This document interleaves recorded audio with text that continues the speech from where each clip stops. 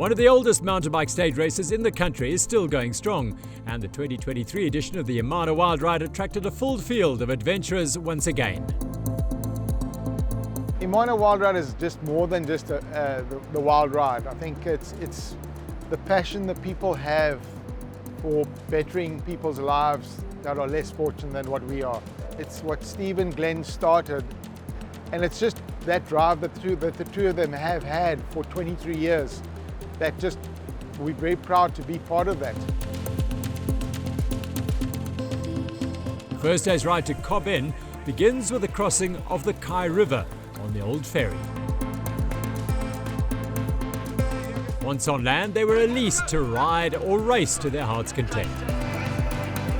The route is not marked and follows the beautifully unspoiled beaches of the Wild Coast for nearly 200 kilometers in a northerly direction. The gates are chosen to coincide with the spring tides to give the riders the best possible riding conditions.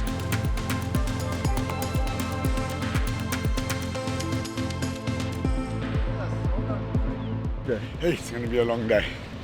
I need a rest already. A rest, followed by a swim across one of the many rivers that empty into the Indian Ocean along the Wild Coast. Being fresh, renewed, could feel like I could do that. Probably not again. I'll try it next time. As is so often the case at this time of the year, the weather was spectacular.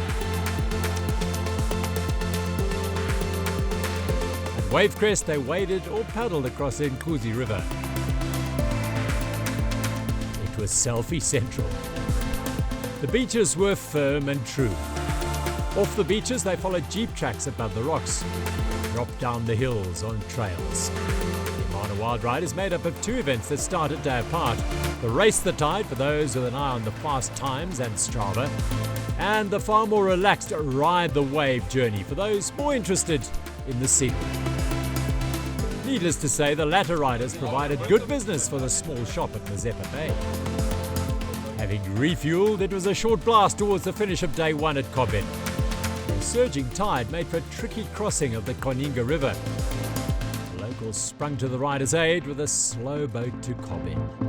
For the record, Warren and Ruben Price won the stage in 2 hours and 38 minutes in the race. Time to reflect on a cool day's ride. The bikes got a really good clean after a day on the beach, and the riders settled into some good old school Wild Coast hospitality at Kob Inn. While the days are short in terms of distance, the unmarked route, wild riding and river crossings can make for a very long day in the saddle. Day two and another Eastern Cape beauty as they set off from Kob Inn. A mere 35 kilometers up the beach it was. But as any Imana veteran will tell you, that could be anything from 90 minutes to 9 hours riding. The rivers this year were particularly big, thanks to some heavy rains inland which made for long and sometimes scary crossings. The bikes float. Not so sure about some of the riders though.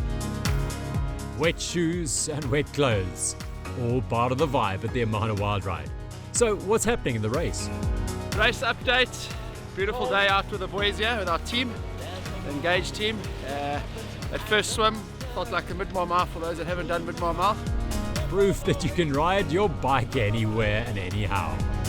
With the maturing of the sport has come the intergenerational riders. Plenty of families, dads and sons, mums and daughters, brothers and sisters. They all find the Imana a truly wonderful family adventure. It's seldom you get to escape this far from the hurly-burly of everyday life. So close to wild, untamed nature living their best life beyond the breakers. The only rule was keep the sea on your right and you won't get lost. One rider clearly had a beer already. If you're going to fall, then a beach isn't a bad landing spot. Swimming, riding, hiking, part of the journey for sure at the Imana Wild Ride. Cattle tend to follow the path of least resistance and create really good trails to follow along the lush Wild Coast hillsides. Day 2 sees the first of the dreaded mothers. Short but wickedly steep trails that need to be portaged.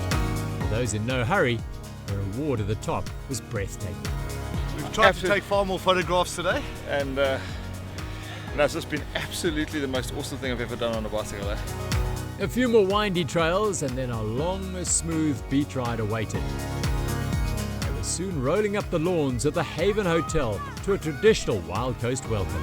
The Wild Ride Education Company has been the event's social responsibility program for 23 years, and Bungalows College is the shining light in the community.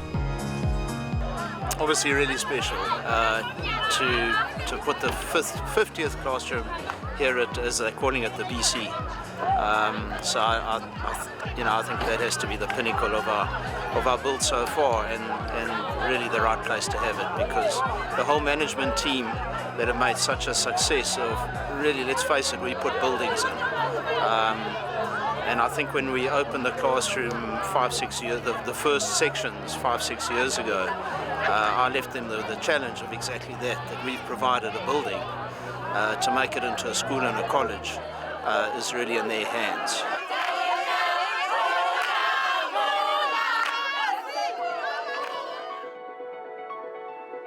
Day 3 is a toughie, 50 k's to Ocean View Hotel in Coffee Bay.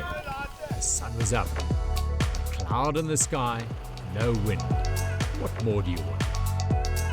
Perhaps a short swim with your bike at the mouth of the Kob River. There was an alternative in a kayak, but who doesn't like a freshwater swim in the morning? That was so much better. Swimming technique has improved. The beach is narrowed, but still plenty of great riding space. The black rocks, though, are to be avoided at all costs. They are very slippery. The children from the Bungalows creche came down to greet the riders on the beach. A special moment for both them and the riders.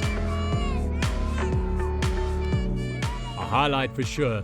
They still had a bit of work to do though, with a few long drags towards Hole in the Wall.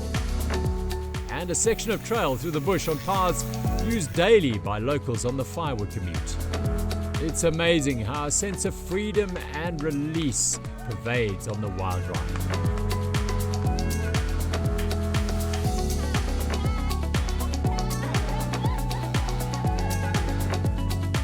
The long, fast descents were a blast. So much to talk about. Climb up to the viewpoint again, worth every step or pedal stroke. These rides never disappoint. There's some nice sneaks today. We found a nice one here. We made up some good time. So awesome riding. And the weather's been absolutely fantastic. So it's been good. The route took them dangerously close to the Hole in the Wall Hotel. Who could resist?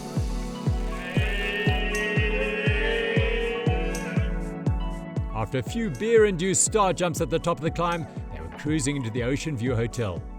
Ruben and Dad Warren Price took 3 hours. David Humphreys and Ryan Willoughby were 4 minutes behind them. It's like nothing you've ever done before. I mean, it's it's not mountain biking, it's not running, it's a bit of everything, and it's something so special. You're out here, it's very remote, it's untouched. You have the local people who live around here. Beyond that, the beaches are pristine. It's a beautiful part of the country. The last day to Umngazi River Bungalows is the longest at 60 kilometers. The first river crossing made possible by friendly locals. A relationship built over years by organisers Glenn Hoare and Steve Stamp. Amazing. I can't believe we're on day 4. Very excited to get to Umngazi. A quick zoom across Imtata River. They were soon riding into the rising sun. 1,000,000 miles from the school and work runs, load shedding and potholed roads. What a tonic. The only decision you had to make was swim or kayak the river crossing. The Imana Wild Ride was one of the original stage races on the fledgling mountain bike scene at the turn of the century. The fact that it's still so popular in an ever more crowded and competitive calendar is as much to do with the unique unchanged route and terrain and stunning beauty of the coastline as it is with the people of rural Eastern Cape. Welcome the riders through their villages and homes like old friends. Young Ruben Price, who wasn't born when the first events made their way along the coastline, he was loving it.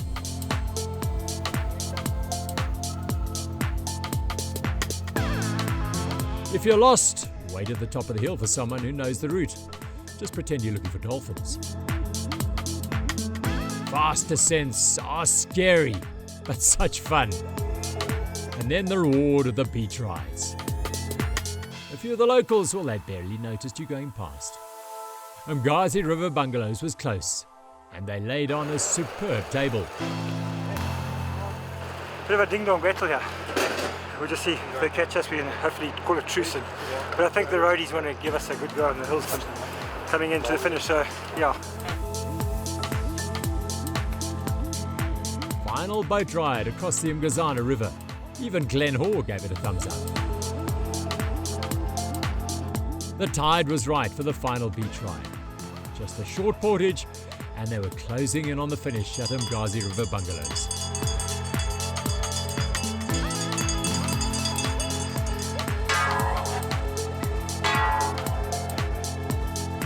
That's amazing. I really enjoyed my first one, myself and my son. Yeah, brilliant, yeah, definitely be back, yeah.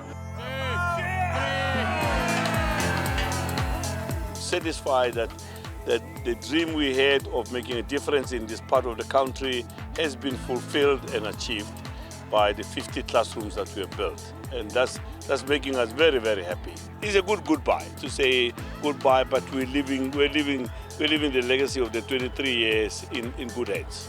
And although the Imana chapter is closing, it's really almost humbling that our new partner coming in shares the same philosophies, the same ethos, the same wanting to make a difference and a big difference in the community. So with that as the foundation stone, the event will roll forwards. I mean, 50 classrooms on the Wild Coast. What sort of difference is that going to make to all the communities we've ridden through? It's got to have some sort of impact at some point, and that's what we're about, you know, making a difference. It doesn't really matter how big, but as long as we make a difference in some way and put something back into an area that we've received so much pleasure and joy out of. So just a win-win all around.